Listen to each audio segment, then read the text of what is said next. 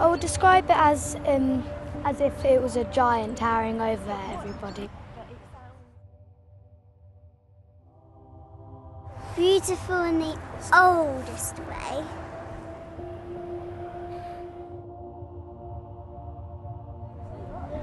My mum and dad's wedding is here.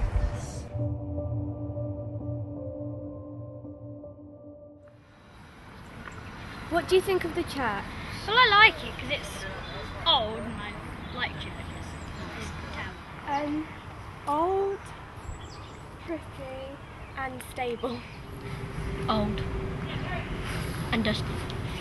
Well, I would say it was old and very cold inside. Well, it's old. It's tall. Yeah. Well, I know that it was like built in Saxon times, and it's quite old, like way over like 500 years old.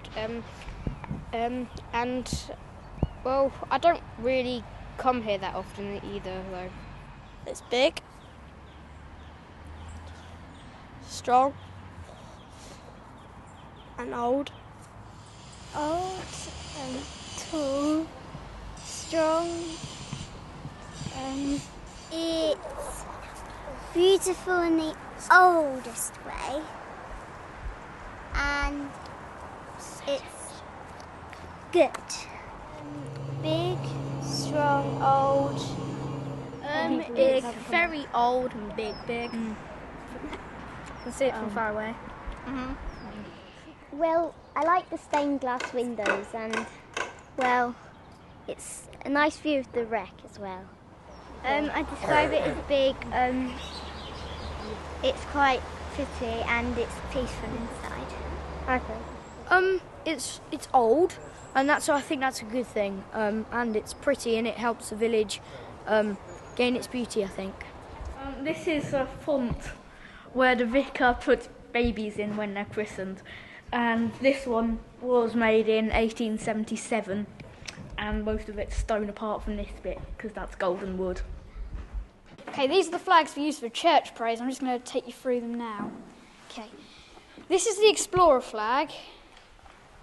This is the Scout flag. This is the Beaver flag. This is the Brownie flag.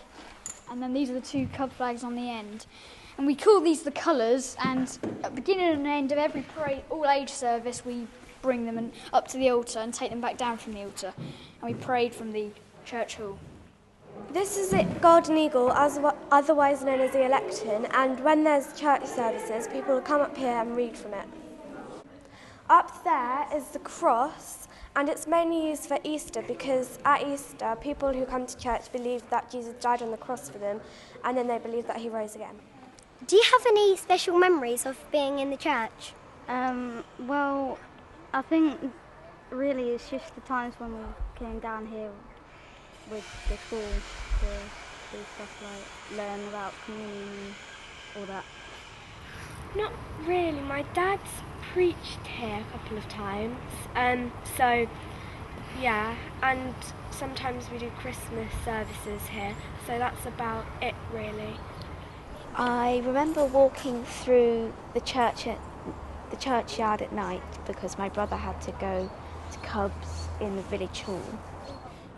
I think I went with the choir once. I went with the choir once to sing there, but Well, I was christened here.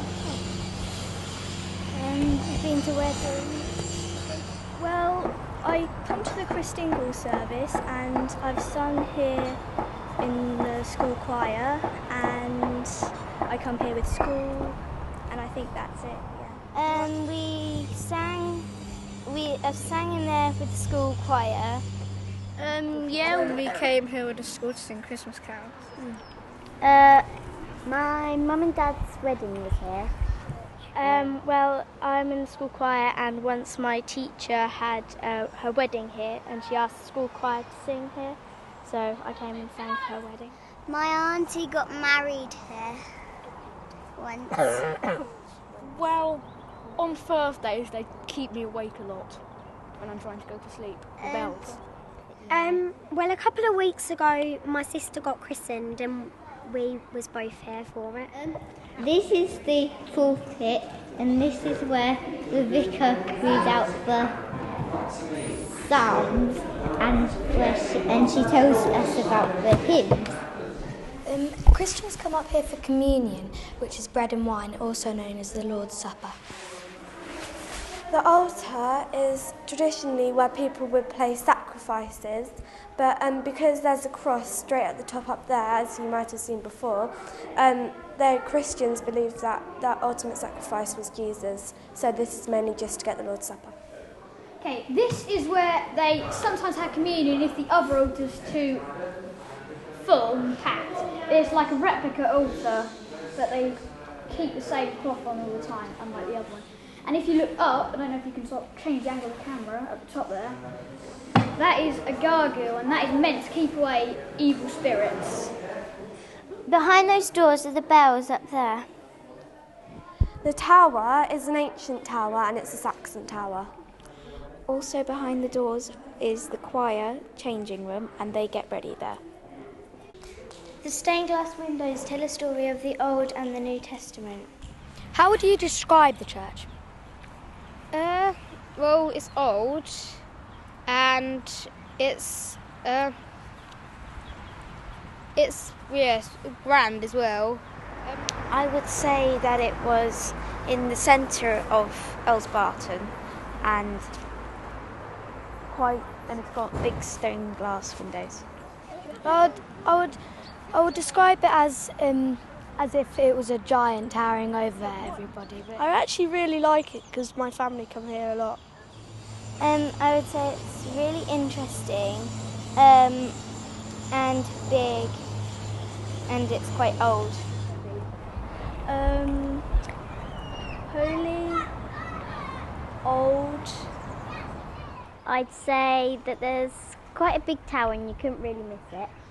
The church is very big, it's quite old, and it's sort of a creamy orange colour. It's really pretty in an old sort of way, and it's got nice stained glass windows too. I would say it's big and it has a clock, definitely. Well, I'd just say it's very big and you can't miss it, and it's very obvious. Well, I describe it as, well, it's a Saxon tower, so I'll definitely mention that, and how beautiful it is. Well, I think it's quite a nice church. Probably the tower is extremely big and very old from the Saxon times, and I think it stands out a lot, and it's very pretty with all the stone and everything. The stained glass windows are lots of different colours. Each window's of a different thing that happened in Jesus' life. This is the lectern, and my auntie, she used to have a wedding here. My mum used to talk here, and she said a few words.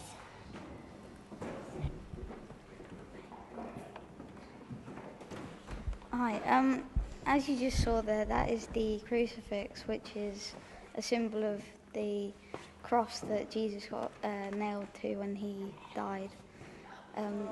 This is the pews where people sit on, and this is the kneeling cushion what people kneel on when they pray.